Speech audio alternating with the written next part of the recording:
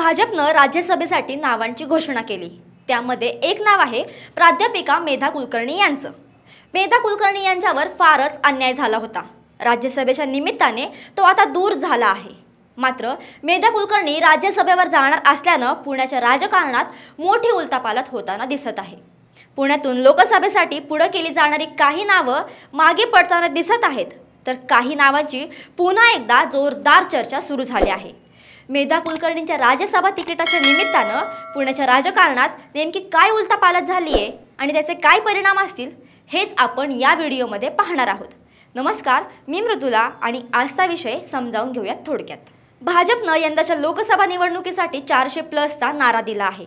महाराष्ट्राचा विचार केला तर पुण्याची जागा ही अत्यंत महत्त्वाची जागा मानली जाते। इथून याआधी भाजपचे गिरीश बापट खासदार होते, मात्र काही महिन्यांपूर्वी त्यांचं निधन झाल्यानं ही जागा रिक्त झाली आहे। पोटनिवडणूक झाली नाही, त्यामुळे आता लोकसभा निवडणुकीतच इथला खासदार ठरणार आहे। मात्र कोण, यावर मोठं प्रश्नचिन्ह आहे। पुणे लोकसभा मतदारसंघ हा तसा भाजपचा बालेकिल्ला मानला जातो। बालेकिल्ला असला तरी बापट यांच्यानंतर सहज निवडून येईल असा उमेदवार भाजपला द्यावा लागणार आहे। कारण नुकत्याच झालेल्या कसबा विधानसभा पोटनिवडणुकीच्या निकालानं भाजपचं तोंड चांगलंच होरपळून निघालं आहे।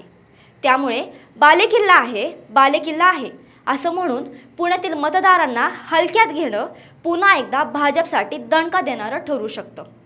मोदींना पुन्हा पंतप्रधान बनवण्याची महत्त्वाकांक्षा असलेल्या भाजपसाठी त्यामुळे पुण्याची जागा पुन्हा एकदा अवघड जागेचं दुखणं झाल्यासारखी दिसत आहे। या मतदारसंघातून भाजपसाठी काही आव्हानं आहेत। त्यातील सर्वात पहिलं आव्हान आहे उमेदवारांची निवड। पुणे भाजपमध्ये नेत्यांची मोठी मांदियाळी आहे। गिरीश बापट यांच्यानंतर शहरात अनेक मोठमोठे नेते भाजपकडे आहेत। वरकरणी सगळे एकमेकांशी गोड वागताना दिसत असले तरी एकमेकांवर कुरगोडी करण्याचे प्रयत्न ते अजिबातच सोडताना दिसत नाहीत। शहराध्यक्षाची निवड असेल किंवा गिरीश बापट यांच्या निधनानंतर झालेली फ्लेक्सबाजी असेल, पुणे भाजपमध्ये लोकसभा निवडणुकीसाठी जोरदार चढाओढ सुरू आहे।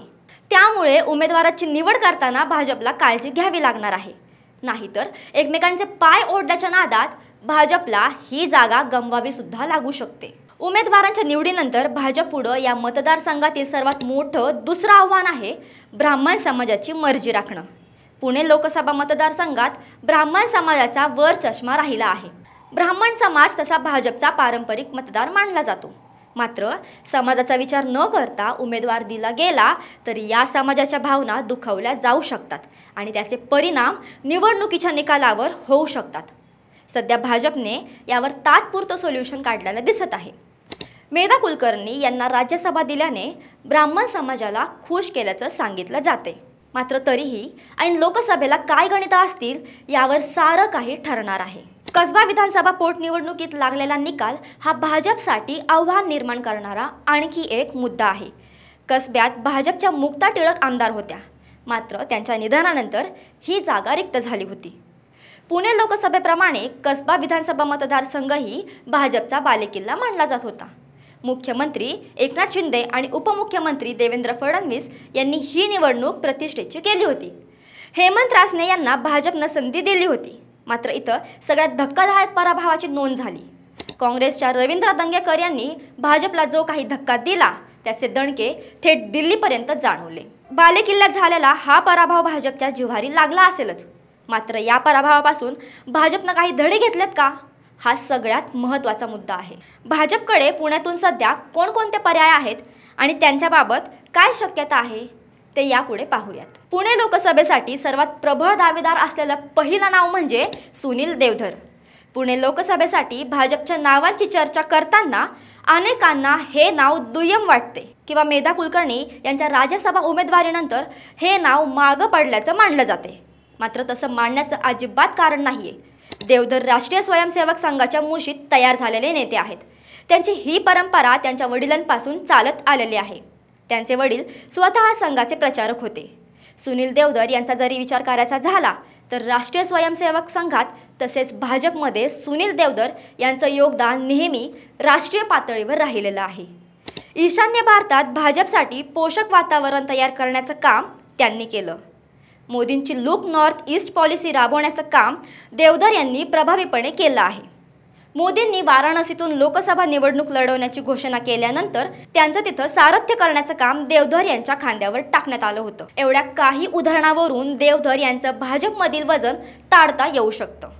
देवधर इथे आले आणि निवडणुकीच्या तयारीला लागलेत असा साधा सरळ कुणाचा अंदाज असेल तर तो तितका खरा नाही। भाजपमध्ये आणि विशेषतः संघात लोकांना मिशन देऊन पाठवलं जातं। गिरीश बापट यांच्या निधनानंतर मूळचे पुण्याचेच असलेले देवधर पुण्यात सक्रिय झालेत। हा निवड योगायोग म्हणता येणार नाही।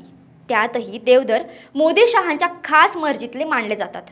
वरून आदेश आला तर भाजपमधील कुठला नेता सुनील देवधर यांचं काम करण्यास नकार देणार आहे? या सर्व कारणांमुळे सुनील देवधर पुण्यातून उमेदवारीचे सर्वात प्रबळ दावेदार ठरतात। पुण्यातून भाजपच्या उमेदवारीसाठी दुसरा नंबर लागतो तो पुण्याच्या अण्णांचा, अर्थात मुरलीधर मोहोळ यांचा। कोथरूडमध्ये जसा मेधा कुलकर्णी यांच्यावर अन्याय झाला तसाच या माणसावर सुद्धा झाला। मेधा कुलकर्णी यांच्या सोबत टसल असलेल्या या माणसाला सुद्धा कोथरूडमध्ये चंद्रकांत पाटलांच्या उमेदवारीमुळे मोठा फटका बसला। मात्र महापौर पद मिळाल्यानं हा अन्याय काहीसा कमी झाला। गिरीश बापट यांच्या निधनानंतर लगेचच मुरलीधर मोहोळ यांच्या नावाची लोकसभेसाठी चर्चा सुरू झाली होती। विशेषतः पुण्यातील पत्रकार या नावासाठी फारच आग्रही होते। मात्र सुनील देवधर यांच्या एंट्रीनं अण्णांच्या लोकसभा उमेदवारीवर प्रश्नचिन्ह निर्माण झालं आहे। चंद्रकांत पाटील यांचं भाजपमधील ढासळतं स्थान पाहता कोथरूडमधून त्यांना पुन्हा उमेदवारी मिळते की नाही यावर शंका व्यक्त केली जात आहे। जर पाटलांना पुन्हा कोथरूडमधून संधी मिळाली नाही तर मेधा कुलकर्णींना तिकीट दिलं जाण्याची शक्यता होती। मात्र मेधा कुलकर्णींना राज्यसभा दिल्यानं इथं फक्त मुरलीधर मोहोळ हे एकच नाव उरलं आहे। त्यामुळे उद्या लोकसभेचं तिकीट दिलं नाही तर विधानसभेचं तिकीट देऊन अण्णांना खाली बसवलं जाऊ शकतं। तसंही केंद्रात काम करायचं म्हटलं तर अण्णांपेक्षा सुनील देवधर ही केव्हाही भाजपची पहिली पसंत असेल। या सर्व गोष्टी मोहोळ यांच्या लोकसभा उमेदवारीसाठी मारक ठरत असल्या तरी काही जमेच्या बाजू सुद्धा त्यांच्याकडे आहेत। यामध्ये सर्वात महत्त्वाचं म्हणजे त्यांचे राज्यातील भाजप नेतृत्वाशी असलेले मधुर संबंध। गेल्या काही दिवसात मोहोळ यांनी आयोजित केलेल्या सर्वच कार्यक्रमांमध्ये राज्यातील शीर्ष भाजप नेत्यांनी हजेरी लावली आहे। यावरून या गोष्टीची कल्पना येऊ शकते। मात्र इथं ही सुद्धा गोष्ट लक्षात घेतली पाहिजे की तिकीट मुंबईतून नव्हे तर दिल्लीतून फायनल होत असतं। अण्णांची दुसरी जमेची बाब म्हणजे जनाधार। महापौर बनल्यानंतर मुरलीधर मोहोळ यांचा पुण्यातील जनाधार चांगलाच वाढला आहे। त्यांच्या कर्वे रोडवरील कार्यालयात एक दिवस थांबलं तरी याची प्रचिती येऊ शकते। विशेषतः कोथरूड भागातील जनतेच्या समस्या सोडवण्याचं एकमेव ठिकाण म्हणजे मुरलीधर मोहोळ यांचं कार्यालय झालं आहे। त्यामुळे लोकांमध्ये एक चांगला समाजाच्या समस्या सोडवणारा नेता अशी त्यांची प्रतिमा होताना दिसत आहे। कुठल्याही वादात मोहोळ यांचं नाव नसतं। त्यामुळे पुण्यातील एक स्वच्छ चारित्र्याचा नेता म्हणून सुद्धा त्यांच्याकडे पाहिलं जातं। वरील दोन नावांशिवाय काही अन्य नावं सुद्धा पुण्याच्या लोकसभा निवडणुकीसाठी रेसमध्ये आहेत। त्यात जगदीश मुळीक आणि भाजपचे पुणे शहराध्यक्ष धीरज घाटे यांचा नंबर लागतो। धीरज घाटे यांची कट्टर हिंदुत्ववादी अशी प्रतिमा आहे। माजी खासदार गिरीश बापट यांच्या भागात त्यांचा चांगला प्रभाव आहे। मात्र त्यांनी नुकताच शहराध्यक्ष पदाचा पदभार स्वीकारला आहे। त्यामुळे त्यांच्या नावाचा विचार होण्याची शक्यता फारच कमी आहे। वरील उमेदवारांशिवाय आणखी एक नाव म्हणजे जगदीश मुळीक यांचं। भाजपचे शहराध्यक्ष राहिलेले जगदीश मुळीकही या शर्यतीमध्ये आहेत। एक मराठा उमेदवार म्हणून त्यांना प्रोजेक्ट केलं जात आहे। मात्र भाजप अशा पद्धतीनं कितपत विचार करतो यावर प्रश्नचिन्ह आहे। जगदीश मुळीक यांनी गेल्या काही दिवसांमध्ये पुण्यात अनेक मोठमोठ्या बाबांचे आणि प्रवचनकारांचे कार्यक्रम आयोजित करून प्रसिद्धी मिळवली।